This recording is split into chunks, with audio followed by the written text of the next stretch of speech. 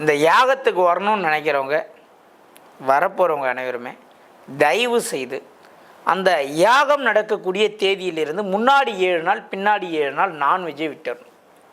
21லேருந்து 28. Sir என்னால் முடியும் sir, இந்த வீடியோ பார்த்து அன்னிலேருந்தே நான் விட்டுறேன்னா கூட சந்தோஷம்தான், அதில் எந்த மாற்றம் இல்லை.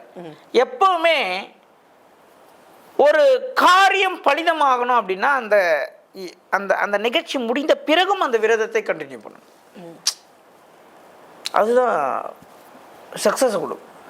சார் நான் சபரிமலை போயிட்டு வந்தேன் சார், ஓகே. போயிட்டு ஐயப்பனம் பார்த்தேன், ஓகே.